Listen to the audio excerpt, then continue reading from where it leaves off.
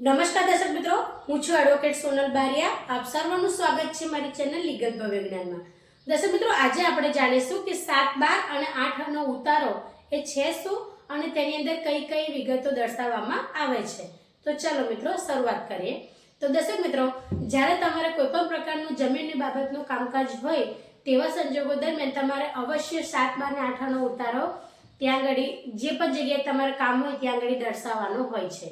તો આ છે શું? તો દર્શક મિત્રો, જમીનના જેટલા પણ રેકોર્ડ્સ છે તે ગામ નમૂના નંબર 1 થી 18 સુધીના હોય છે.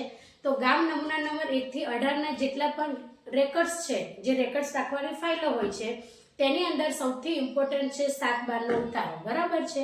તો આ 7, 12 ના ઉતારાની અંદર એ બે પ્રકારની માહિતી છે. ગામ નમૂના નંબર 7 ની અંદર જે વ્યક્તિ જમીન ધારણ કરે છે તે વ્યક્તિ એટલે કે જે ખેડૂત છે તેની માહિતી રહેલી હોય છે અને તેનો જે ખેતર છે તેનો પણ અંદર માહિતી રહેલી છે. અને ગામ નમૂના નંબર 12 ની અંદર તમે જે ખેડૂત છો અને જે તમે ખેતી કરો છો તેની અંદર કેવા પ્રકારના તમે ખેતી કરો છો તે ખેતીનું વિવરણ હોય છે. બરાબર છે? એટલે 7, 12 અને આ જે 8 નો ઉતારો છે તેની અંદર તમારું ક્ષેત્રફળ દર્શાવવામાં આવે છે, જેના આધારે તમે તમારે કેટલી આકારણી ભરવાની આવે છે તે નિશ્ચય કરી શકો છો. તો ચલો મિત્રો, આપણે પહેલા 7, 12 ને જોઈએ. તો દર્શક મિત્રો, 7, 12 ની અંદર સૌથી પહેલા જિલ્લો દર્શાવવામાં આવે છે, ત્યારબાદ તાલુકો અને ગામ દર્શાવવામાં આવે છે, ત્યારબાદ જે તમારું ખેતર છે એ ખેતરનો સર્વે નંબર અથવા ખાતા નંબર એવું દર્શાવવામાં આવે છે. હવે જે સર્વે નંબર હોય છે દર્શક મિત્રો, એ સર્વે નંબરની અંદર તમારે ક્યારેક એવું લખ્યું હોય કે ચલો આપણે ઉદાહરણ દ્વારા લઈએ કે 15 ઓબ્લિક એટલે કે આડી લીટી કરીને 1 અથવા 2 એવું લખેલું હોય છે ક્યારેક. બરાબર છે? તો એ જે 15 તમારો સર્વે નંબર છે અને આડી લીટી કરીને આગળ 1 કે 2 લખેલો છે, તો એનો મતલબ એવો થાય છે કે તમારો જે સર્વે નંબર 15 છે એના 1 અથવા 2 ભાગ પડેલા છે. બરાબર છે? એની અંદરથી ધારો કે તો પેઢી દર પેઢી એકબીજાને વહેંચાતી જાય જમીન. તો તમારા જે પપ્પા છે તેમના 2 ભાઈઓ હોય તો પછી એ જે 14 કે 15 નંબરનો જે સર્વે નંબર છે એ 2 ભાગમાં વિભાજિત થાય. તો એ જે 15 નંબર છે એ 2 ભાગમાં વિભાજિત થાય તો 15 ની આગળ આડી લીટી કરીને બગડો લખેલો હોય છે. બરાબર છે? તો એ રીતે તમારે સમજવાનું કે જો જે તમારો સર્વે નંબર છે એની પાછળ જે આંકડા લખ્યા હોય એટલામાં વિભાજિત થઈ હશે જમીન. બરાબર છે?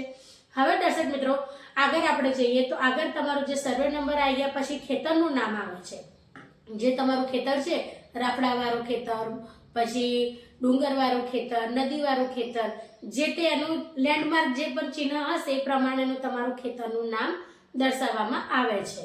ત્યારબાદ દર્શક મિત્રો, ખાતા નંબરો એટલે કે જે તમારા જમીનની અંદર તમારા પિતાશ્રીભાઈ અથવા કોઈ પણ બરાબર તમારા જે કુટુંબીજનો છે, જમીન જો સંયુક્ત હશે તો કાકાના દીકરા દીકરીઓના પણ નામ હશે અને તમારી પર્સનલ અલગથી હશે કે જેની અંદર કોઈ આગળ પાછળ વારસદાર બીજું તમારા સિવાય નહીં હોય તો તમારા પિતાશ્રીનું નામ હોય કે તો તમારું નામ હોય. એટલે જમીનની અંદર જેટલા પણ અરજદારો કે છે બરાબર છે, જે ખાતેદારો છે એમના બધાના જ નામ હશે. અને દર્શક મિત્રો, તમારું જે જમીન છે તેની અંદર નકશો બતાવવામાં આવશે 7, 12 ના ઉતારાની અંદર કે તમારું જે જમીન છે તે આ પ્રકારની છે. એટલે નકશો બતાવીને તેની અંદર દર્શક મિત્રો એ જે માપ છે ખેતરનું તે પણ દર્શાવવામાં આવે છે. મને ઘણા બધા પ્રશ્ન કર્યો છે કે આ જે નકશો છે, નકશાની અંદર જે માપ દર્શાવવામાં આવે છે એ શેમાં દર્શાવવામાં આવે છે? તો દર્શક મિત્રો, એ જે 7, 12 ના ઉતારાની અંદર જે તમારો જમીનનો નકશો છે તેની અંદર જે માપ દર્શાવવામાં આવે છે તે મીટરમાં દર્શાવવામાં આવે છે. એટલે મીટરની અંદર તમે એની ગણતરી કરીને તમારો જમીનનો ટોટલ માપ તમે મેળવી શકો છો. બરાબર છે? બીજી ઇમ્પોર્ટન્ટ માહિતી એ છે દર્શક મિત્રો કે જે જમીનનો નકશો બતાવવામાં આવે છે 7, 12 ગામ નમૂના નંબર 7 ની અંદર, તે અહીંયા નકશો છે, નકશાની ઉપરની તરફ પ્રમોર્ગેશન નોંધ પણ આપવામાં આવે છે. દરેક તાલુકા કે ગ્રામીણની અંદર અલગ અલગ પ્રમાણે જિલ્લા વાઇઝ પ્રમોર્ગેશન થતું હોય છે દર્શક મિત્રો. હવે એની અંદર કોઈ જિલ્લાની અંદર 20 વર્ષે થાય, કોઈ જિલ્લાની અંદર 10 વર્ષે, એટલે કે 10 કે 20 વર્ષે જમીનનું રીસર્વે થતું હોય છે. એટલા માટે એ ત્યાં આગળ જે રીસર્વે થાય છે તેને પ્રમોર્ગેશન કહેવાય છે અને એ પ્રમોર્ગેશન એ સૌથી પહેલી નોંધ હોય છે કે જેની અંદર તમારું જે મૂળ જે તમારું જે ખેતર છે એનો મૂળ રેકોર્ડ છે પ્રમોર્ગેશનની અંદર દર્શાવવામાં આવતો હોય છે દર્શક મિત્રો. બરાબર છે? તો આ મારી હાથમાં જે છે ગામ નમૂના નંબર 7 એ ગામનું પ્રમોલ્ગેશન 16/9/2017 રોજ થયું હતું.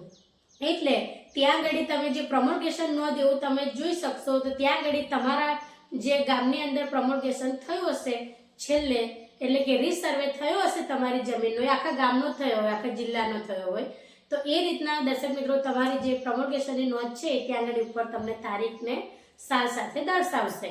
એટલે એ તમને ખ્યાલ આવશે કે નવો સર્વે છેલ્લે કયા વર્ષમાં થયો છે. ત્યારબાદ દર્શક મિત્રો એની અંદર જૂના સર્વે નંબર પણ દર્શાવવામાં આવે છે. જે પ્રમોલ્ગેશન થયા બાદ જમીનને નવો પણ સર્વે નંબર આપવામાં આવે છે, પરંતુ તમારો જે મૂળ સર્વે નંબર છે જે સૌથી જૂનો છે એ ક્યારેય નહીં મેટાય, બરાબર છે, એ રહેશે જ. એટલે જૂનો સર્વે નંબર અને નવો સર્વે નંબર બંને દર્શાવવામાં આવશે. ક્યારેક એવું પણ દર્શાવવામાં આવ્યું છે કે તમારો જે સર્વે નંબર છે એ સર્વે નંબરની અંદર તમે જે જૂનો સર્વે નંબર આપો છો ત્યારે તમારો રેકોર્ડ નથી નીકળતો, પરંતુ નવો સર્વે નંબર આપો છો ત્યારે તમારો રેકોર્ડ નીકળે છે. અને એ જે નવો સર્વે નંબર તમે મેળવો છો એની અંદર જૂનો સર્વે નંબર દર્શાવેલો હોય છે, પરંતુ જ્યારે તમે તાલુકાની અંદર નકલ કઢાવવા જાઓ છો 7/12 ઉતારાની, તેવા સંજોગો દરમિયાન તમે નવો સર્વે નંબર આપો ત્યારે જે નીકળતો હોય છે. એવું ઘણા બધાના પ્રોબ્લેમ્સ હતા, તો મને ફોન આવ્યો હતો. તો આ રીતના તમે હવે ગમે ત્યારે પણ જાઓ તો તમારે એ જોવાનું કે તમારો નવો સર્વે નંબર આવ્યો છે એ કયો છે, બરાબર છે. જૂનો તો ઓલરેડી રહેશે જ, પણ નવા સર્વે નંબરથી તમે તમારે 7/12 ઉતારો નીકાળી શકો છો. બીજી ઇમ્પોર્ટન્ટ માહિતી એ છે દર્શક મિત્રો કે ઘણા એવા તાલુકા છે કે જ્યાં આગળ તમે આ 7/12 ઉતારો કઢાવવા જાઓ છો ને, તો એવું કહે છે કે તમારો ખાતા નંબર કહો. હવે સર્વે નંબર અને ખાતા નંબર બે અલગ અલગ વસ્તુ છે દર્શક મિત્રો. તો ક્યારેક એવું કહે છે કે અમે તો સર્વે નંબરથી જ કાઢીએ છીએ, કે ના, સર્વે નંબરથી અમારે ત્યાં નહીં નીકળતો, અમે તો ખાતા નંબરથી કાઢીએ છીએ. તો આ મારી હાથની અંદર જે જમીન છે એનો જૂનો સર્વે નંબર 131 છે અને તેનો જે બ્લોક સર્વે નંબર છે તે 46 છે, બરાબર છે. એટલે ખાતા નંબર પણ આપણે 46 એવું કહી શકીએ. એટલે તમે કન્ફ્યુઝ ના થતા કે બ્લોક ને સર્વે નંબર બંને એક જ, હા, અને ખાતા નંબર એવું કહો તો એને પણ તમે 46 તરીકે દર્શાવી શકો છો. આ ઉદાહરણ છે. એટલે જ્યારે પણ તમે છેલ્લે નવી પ્રિન્ટ કાઢી હોય ત્યારે તમે ખાસ યાદ રાખજો કે તમારો જે સર્વે નંબર છે એની મેં કોઈ પરિવર્તન આવ્યું છે કે નહીં આવ્યું. જો પ્રમોલ્ગેશન થયું હશે તો ચોક્કસ એની અંદર બ્લોક ને સર્વે નંબર એ તમારો બદલાયો હશે દર્શક મિત્રો. તે ઉપરાંત જમીનની અંદર તમારું જે કુલ ક્ષેત્રફળ છે એ દર્શાવવામાં આવે છે, પરંતુ તમારો બોજો કેટલો છે ને દર્શક મિત્રો તમારા જે ખેતર ઉપર એ પણ દર્શાવવામાં આવે છે. તમે બેંક પાસેથી કોઈ લોન લીધી છે કે પછી કોઈ મંડળી પાસેથી લીધી છે, તેનું પણ તમારો જે ખેતર ઉપર જેટલો બોજો છે તે બોજાની વિગત એ પણ દર્શાવવામાં આવે છે અને કેટલા રૂપિયા બોજો બોલે છે તે પણ દર્શાવવામાં આવે છે દર્શક મિત્રો. એટલે 7/12 ની અંદર તમને આ જે બધી વિગતો છે એ ખેડૂતની વિગત છે, પણ સાથે સાથે જે જમીનની સાથે તમે સંકળાયેલા છો તેનો મુખ્ય જે નંબર રહે તે છે એ પણ દર્શાવવામાં આવે છે. તે ઉપરાંત ગણોતિયાની વિગતો પણ 7/12 ઉતારાની અંદર આપવામાં આવે છે. પરંતુ દર્શક મિત્રો આ જે ગણોતિયો છે એ કેવા પ્રકારનો છે, એટલે કે ખેતી તમે પોતે કરો છો કે નહીં કરતા અને ગણોતિયા દ્વારા કરવામાં આવે છે એ માહિતી ગામ નમૂના નંબર 12 ની અંદર આપવામાં આવે છે. પરંતુ તેમ છતાં પણ ગામ નમૂના નંબર 7 ની અંદર ગણોતિયાનો ધારો લાગુ પડતો હશે તો ગણોતિયાની પણ વિગત આપવામાં આવે છે દર્શક મિત્રો. બીજી મુખ્ય બાબત એ છે કે જમીનનો સત્તા પ્રકાર કયો છે.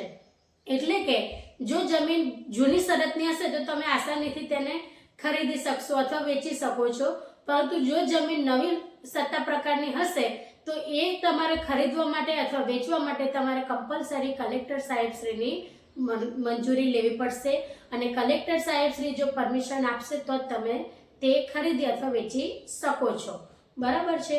હવે ઘણાની જમીનોની અંદર ઘણા બધા પ્રકારના અલગ અલગ જમીનોના સત્તા પ્રકાર હોય છે. તો દર્શક મિત્રો સત્તા પ્રકાર વિશે આપણે એક અલગથી વિડીયો બનાવીશું કે જેમાં માત્ર ને માત્ર કયા સત્તા પ્રકારની અંદર તમે કેવી જમીન હોય છે તેની જ માહિતી આપીશ. આજે આપણે ખાલી 7/12 ઉતારા વિશે વાત કરીએ.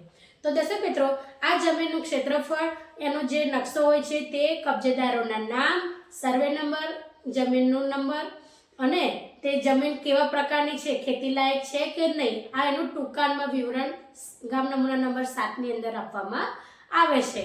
હવે દર્શક મિત્રો 7/12 ઉતારો એવું એટલા માટે બોલવામાં આવે છે કે ગામ નમૂના નંબર 7 અને ગામ નમૂના નંબર 12 બંને એક સાથે જ કાઢવામાં આવે છે, કારણ કે બંને એક સાથે સંકળાયેલા છે.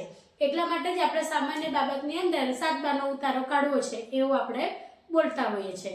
હવે ગામ નમૂના નંબર 12 ની અંદર શેનો સમાવેશ થાય છે તેના વિશે વાત કરીએ. તો દર્શક મિત્રો, ગામ નમૂના નંબર 12 ની અંદર તમે જે જમીનની અંદર પાક કરો છો, જે ખેતી કરો છો, એ કયા પ્રકારની છે, બરાબર છે, એનું વિવરણ અહીંયા આગળ દર્શાવવામાં આવે છે દર્શક મિત્રો. એટલે કે ઉદાહરણ તરીકે જો તમે સિઝનલ પાક કરો છો, એમાં મગફળી કે મગ કે પછી મકાઈ, બરાબર છે, એ રીતના જે પણ તમે સિઝન પ્રમાણેના પાક લો છો એ પ્રકારનું જે પાક છે તેનું વિવરણ હોય છે 7 બારની અંદર. તે ઉપરાંત જો તમે વાર્ષિક પાક કરતા હોય, અમુક પાક એવા હોય છે કે જે વર્ષ સુધી ચાલતા હોય છે, બરાબર છે, તો એ પ્રકારનો માપ હોય છે. તો એ રીતનું તમે એની અંદર નંબર 7 બારની અંદર આ ઓનલી ગામ નમૂના નંબર 12 ની અંદર તમારું આ જે પાકની જે વિવરણ છે તે થાય છે. તે ઉપરાંત દર્શક મિત્રો, જમીન તમારી કેવી છે, ઉપજાઉ છે કે બિન ઉપજાઉ છે, તેનો પણ અહીંયા આગળ રેકોર્ડ્સ હોય છે. અને તમારી પાસે સિંચાઈનું શું સાધન છે, મશીન છે કે નહીં પાણી લેવા માટેનું, એ દરેક પ્રકારનું તમારો જેટલું પણ જો ખેતીને લગતી બાબતો હશે, જે પણ મશીનરી હશે તે દર્શાવવામાં આવશે ગામ નમૂના નંબર 12 ની અંદર, બરાબર છે. એટલે તે પ્રમાણે તમારી પાસે વૃક્ષો કેટલા છે, તમારી જે જમીન છે તેની અંદર જે મોટા વૃક્ષ હોય છે તેની પણ ગણતરી થાય છે અને એનો પણ રેકોર્ડ્સ હોય છે. તમારા પોતાના વૃક્ષ કેટલા હોય છે અને સરકારી વૃક્ષ કેટલા છે તેનું પણ તેની અંદર રેકોર્ડ્સ હોય છે દર્શક મિત્રો. એટલે આ જે ગામ નમૂના નંબર 7 છે તેની અંદર માલિકનું તો બધું વિવરણ આવે છે, સાથે ખેતરનું પણ આવે છે, પણ તેનો નંબર ને એ તે આવે છે બધું, બરાબર છે, સર્વે નંબર ને નકશો ને એવું તેવું. પરંતુ ગામ નમૂના નંબર 12 ની અંદર માત્ર ને માત્ર તમારો ખેતીનો જે પાક તમે લો છો એના વિશેની માહિતી હોય છે. હવે દર્શક મિત્રો, આપણે વાત કરીએ ગામ નમૂના નંબર 8 હવે ગામ નમૂના નંબર 8 ની અંદર દર્શક મિત્રો તમારું કુલ ક્ષેત્રફળ કેટલું છે તે દર્શાવવામાં આવે છે અને તમારી જે જમીન છે તે કેટલા ચોરસ ફીટમાં છે, એટલે કે ક્ષેત્રફળના આધારે એની અંદર તમારા આકારને કેટલું ભરવાનું આવે છે તે દર્શાવવામાં આવે છે. એટલે તમને ખ્યાલ આવે કે તમારી જમીનની અંદર આટલા સ્ક્વેર ફીટ છે, આટલા ક્ષેત્રફળ છે ટોટલ, બરાબર, તો એ પ્રમાણનું તમારે આકારની ભરવાની હોય છે. તે ઉપરાંત ગામ નમૂના નંબર 8 ની અંદર જે બાબતો ગામ નમૂના નંબર 12 અને 7 ની અંદર દર્શાવવામાં આવી હોય છે એ બાબતો પર જે સર્વે નંબર, ગામ, જિલ્લો, તાલુકો એ બધું તો દર્શાવવામાં આવે જ છે, બરાબર છે. પરંતુ દર્શક મિત્રો, આની અંદર માત્ર તમારું ક્ષેત્રફળ વધારે જે છે એનું વિશેની બાબત દર્શાવવામાં આવતી હોય છે. બીજી એક વાત એ કહી દઉં કે ગામ નમૂના નંબર 7 ની અંદર દર્શક મિત્રો તમારા જેટલા સર્વે નંબર દર્શાવેલા હોય છે ને એ બધા સર્વે નંબરની અંદર તમારા જે અરજદારના નામ છે, બરાબર છે, એ તમે જેટલા પણ સર્વે નંબરની નોંધ કઢાવશો તેમાં બધા એક સરખા આવશે. કારણ કે તમારી જે સર્વે નંબરો, તમારા નામની જે જમીન છે એ જમીન અલગ અલગ છે, પરંતુ તેના માલિકો તમે બધા સેમ ટુ સેમ છો. એટલા માટે તમારો ધારો કે ગામ નમૂના નંબર 7 ની અંદર કોઈ 58 નંબર છે અથવા કોઈ 62 નંબર છે સર્વે નંબર, બરાબર, એની અંદર પેટા વિભાગ દર્શાવેલા હોય છે નીચેની બાજુ, તો એનો તમે અલગથી નોંધ કઢાવશો તો જે તમારા ખાતાની અંદર નામો છે એ જ નામો તેની અંદર હોય છે. પરંતુ ક્યારેક એવું પણ હોય છે કે કોઈ મૃત્યુ પામ્યા હોય ને તે સમયે એમના નામ રદ કર્યા હોય તો વારસાઈ દ્વારા એમના જે દીકરા દીકરીઓ હોય છે તેમના નામ આવી જતા હોય છે.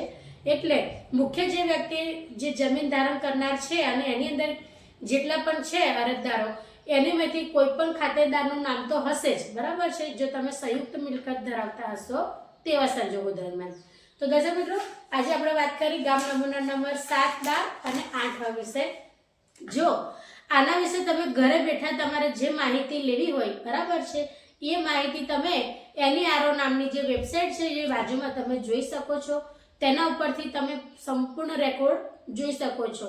તમે આની અંદર તમારો જે સર્વે નંબર અથવા ખાતા નંબર હોય તે તમે નાખી શકો છો અને ગામનો રેકોર્ડ તમે જે 7 બારનો ઉતારો છે તે મિત્રો તમે ઘરે બેઠા જ જોઈ શકો છો. તો બાજુની જે વેબસાઇટ છે તેના દ્વારા તમને ઘરે બેઠા જ સંપૂર્ણ માહિતી પ્રાપ્ત થઈ જશે. અને જો તમને ફોનમાં કે કમ્પ્યુટરની અંદર NEROમાં જે વેબસાઇટ છે તેના ઉપરથી 7 બારનો ઉતારો કાઢતા ન ફાવે તો દર્શક મિત્રો તમે તમારા VC જે ગામની અંદર હોય કોમ્પ્યુટર ઓપરેટર તેમની પાસે જઈને પણ કઢાવી શકો છો અને તાલુકા ઓફિસમાં જઈને તમે ઈ ધરામાંથી પણ તમારો 7 બારનો ઉતારો કઢાવી શકો છો. તો દર્શક મિત્રો, વિડીયો જો સારો લાગ્યો હોય તો તેને લાઈક કરજો, શેર કરજો અને ચેનલને સબસ્ક્રાઈબ કરજો. આજના માટે આટલું જ. જય હિન્દ, જય ભારત.